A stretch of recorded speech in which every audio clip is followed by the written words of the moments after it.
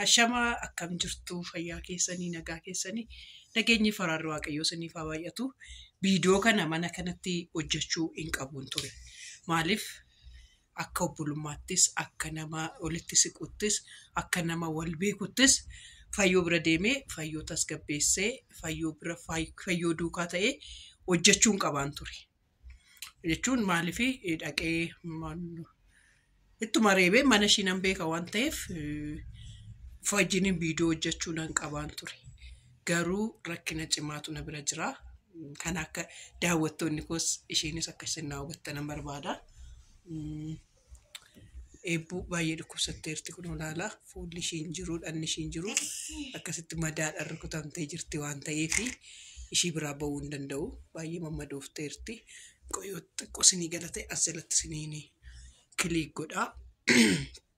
Akkaataa ishiin itti mammadoofteertu jechuudha isiniin gashaa. Garuu waan gaafii natti uume tokkotu jira. Yaa jara koo dhugaa rabbii viidiyoo hojjechuun fi kolfuun fi waan kun daawwattoonni keenya hedduun piraankidha jechaa jirtu. Wanti kun piraankii natti fakkaatu. Karaa tokkoon lolli fayyoofaa lola sirriitti iskiriiptii bareedduu diraama bareedduu nu hojjetaa jiranidha. Kanaaf sirriitti jaaladhee hordofaa ture. Waan seenaa hojjedheera kana duras viidiyoo hojjedheera waan ta'eef iskiriiptii bakka itti dogoggoran tokko inni sirreeffachuu qabdi malee fayyoon iskiriiptii bakka ta'etti isteeppii tokko dogoggorte malee bakka diraamaa bareedaa hawaasa keessatti ta'aa jiru. Ofii isaanii har'allee borurree iftaanillee isiniinan jedhaa. Jiraanii fi fayyoon gargar ba'anii nafanii nama baay'ee wal jaalatan, nama baay'ee wal kabajan, diraamaa nama barsiisuudhaaf hojjetanidhaan jedhee tan fudhadha malee badan ol lolanii hin jedhu. Amma garuu firaankis haa ta'u sabboontuun balleessaa guddaa qabdi. Akkamitti balleessaa guddaa qabdi? Amma jarri kuni dhuguma nuyi diraamaadhas jechuudha jechaa jirru dhattee jidduudhaan galtee durumayyuu dubbii sabboontuun akka dubbii qabdu isinitti meera. Duruma lafa ji'a ja'an dura ishiin galmaatiin ishii amma maalidha? Xiqimtii keessa miti galmaatiin ishii hangaltu ganaa fuulduraa taasaasii ture. Ammanumatti akkamitti guyyicha akkana butattee amma kana dhufte tokko jedha. Maaliif waggaa 4 ol beennaa karaa keessaa waliin haasofnaa wajjin taphataa turree amma dhiyeenya kana na cufte malee jechuudha. Ishiinis waan lakkaa badii kana waan beektuuf badii kana waan qopheeffatteef na cufte jechuudha. Ani kana siniin barreeka maal taatee na cufte hin jedhatu jedhe malee lakkaa hundumtuyyuu badii balleessuuf gaafa ka'u na cufa. Amma ani sabboontuun Finfinnee galtee eebbuu guyyaa tokko odoo hin argiin hin teessi jedheetoo sammuutti sin naqanne abadan warra kaan dhugaa hin dhufnaa haadha eebbaa dhugaa biyya arabaati gallee mana kee hin dhufnaa si dubbifnaa hoggaa jedhan badaa itti wannoof hin jiru. Maaliif waan baay'eetu nama qunnamuu danda'a, waan baay'eetu namatti dhufuu danda'a.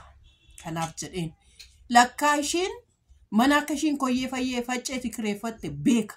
Ollaanuma keetti kireeffatte anuu dhufeensi maalan godha eebbuu nama naa eeguun qabu malee wajjin qabne ko maal godhu yaada silkii ishiinoo silkiidhuma jiraawannoo banuudha bar isuma hordofanii deemuudha. Maayinni maqaansaa adiraashiin mobaayilii aappii banuudha. Ishiidhaan dhaqanii isa qabachuun hin danda'amu. Lammaffaa immoo fayyoo iyyuu ishiin barbaachisu. Namni jiraa beeku jira miti ijoolleen nuti koyyee faccee waggaa dheeraa jiraate waan ta'eef jira namni beeku jira.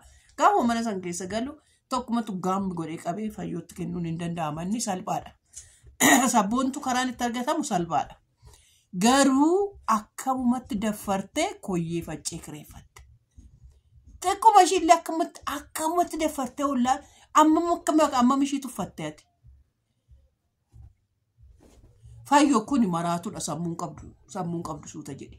maaliif seeti si harkatti sababa si taatee ijoollee kee haadha malee wayin immoo akkaatii dhaxxeetoo bakka tokko ishii dhooftee ijoollee kee haadha sabbaas akka isaan tasaqaayaan wayin immoo meetiin immoo akka ijoolletti sanfaana tasaqaayaatu barbaadde waan ta'eef suuta jedhate malaanitti deebi akka nama naarree ilaafayyoo adaraa keessan kutaati wayin immoo dhaqitu viidiyoo haadha eebbaa dhaggeeffadhu jedhaati koomentii jalatti naa barreessa inaariin hin booyin kanaaf hin bu'amus kanaaf isin haramu Satti jetteet akka nama naarree akka nama boonyee taateet akka ati sin heerumta marrakkoon jira dhaxxeet ijoollitti guurteet manuma ishiitti mana ishee hordofiitu argadhu manuma ishiitti torbee tokkoof itti gatiiti piu bira itti naqii tobbadi bira ijoollee isaati waan ta'eef jiraan ijoollee isaa hin jaalata waan ta'eef waan godhuun qabu ijoollee isaa immoo hin jaalanneef taanaan ishiin iyyuu jiraadhaaf hin taatu kanaaf xaxxi jedhii too ittiin haariin ittiin booyin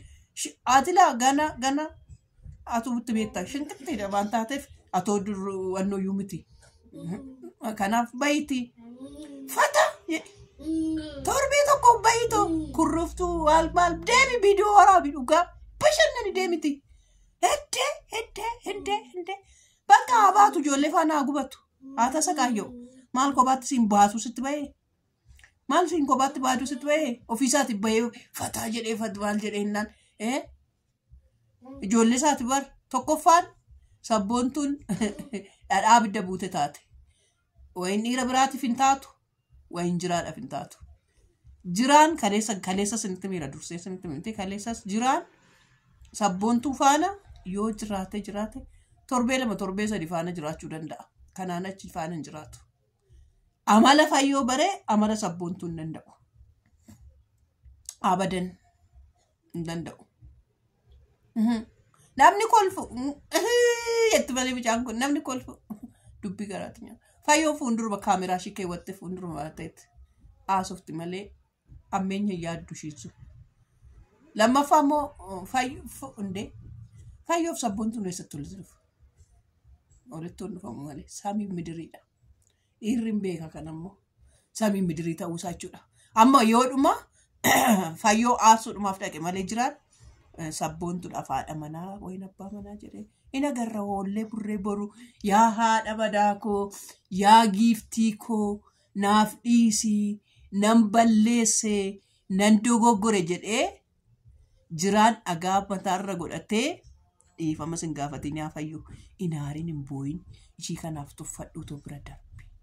tuffadhu bira darbi yoo akkam ture aariitti cabsadhaa ittumaanan si aarsadhaaf malee mucaa jetti ijoolleen achis hin jiru ishiinis dubara miti mucaan miliyoon jira kun waanuma odiin adeemsisuu miti maaliif uummata birattis eenyu birattis maatii isaa birattuu ishii kana maaliif dhiisa ishii sun maaliif fuudhee jedhe maatiin masaatiif deebii akkamii kenna maatuma isaatiif obbolaadhuma isaatiif warra isaatiif maatii maaliifan fayyoo dhiise jedha ishii yuutuubii dhiisisiin jedhe miti isiin ishiinis yuutuubara bal ishiin ikkoo atillee yuutuubii lama qabda miti ishiin immoo yuutuubii afuruffaa shanfaa hojjetti annuun beekne iyyuu meeqatu jira dhuguma yuutuubii ishii dhiifteeti yuutuubii irraa akkasitti tukuratii ammoo atillee yuutuubii lamaan daqiiqaa meeqamee waraabdee akkas jettee maalittee to'atillee irratti baatee afaanuma keetiin haasoftee hojiidhuma kee jireenya kee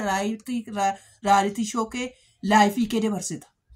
Ishiin immoo tiiktookii keessa deemte viidiyoo sanis waraabdee fiddee feeti bar dhuguma jiraan kana ishiidha fayyamaa wayi jiraanuu dhugaa rabbii jiraanuu dogoggora guddaa qaba bar ishii kanaan yuutuubii dhiisi yuutuubii yoo dhufte sittan deebi'ee araaramaa safaanan jiraadha jedhanii ture ishiin kunis yuutuubara bar ishiin sunis biyya arabaati ishiin kunis biyya arabaati maa inni garaagarteensaa yoo boollumti garaagartee boolla ta'e maa inni garaagarteensaa maa inni akkamitti yaadee inni iyyuu sabboontu maayidhaan tuttee mucaa abbaa kakuu maayidhaan see tutte mucaan maayidhaan tuqamee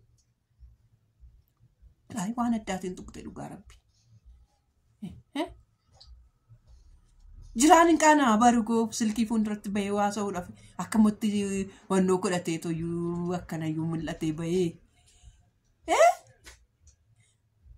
Anaan immoo an bilbila biyya Arabaa qofan beeka.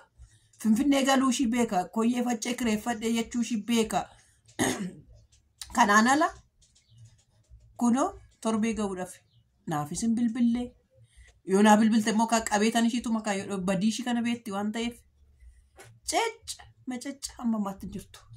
Ishee amma maatti eenyu biratti mul'atte? Jiraadhaan alatti eenyu biratti mul'atte? Ijoollee hedduu beetti. Ijoollee yuutuubii sirreessaa fi jirtu hedduu beetti. Ijoollee hedduu beetti asitti jechuudha. Ijoollee hedduu beetti eenyu bira dhatte? Badii ishii waan beektuuf kanaaf sattettee nu dhoksite. Warri ishii immoo amma ji'a tokkoon ji'a lamaan booda galuu ishii beeku malee isa ishiin amma jidduutti ariifattee dhufte kanan beekanii intarneetiin hin hojjetu, bilbilli hin hojjetu, maaliin hin hojjetu. Kanaaf as akka waashaa dhokattee teessika maatii jalaas teessee to'annutti. Ayi sabboontu. Jireenya namaa keessa galuun nukkoo akkattaa isaanii. Bassoota afaan namaa keessa jira bar akkattaa isaantu nama wallaalchisa daawwattoota koo. Dhugaa rabbii. Piraankiidhas akka jenne piraankii miti. Maaliif akka piraankiidhaan jenne maaliif akka odoo kana dura olloluu baatanii kana dura waa'ee mucaa fayyoon akka biyyaa qabdu goroqortee maalittee baasuu baattee piraankiidha jenne. Lammaffaa immoo guyyaa itti dhufuudha kaate irraa as akkana dhufuu ishii lammaffaa immoo itti kakachuu ishii. Jiraanneen gadda afaan keessaa bahe malee koo ishiin dura lasiifan godhaa itti kakataa baate bar. Kun akka taasa'amu nama dhiba.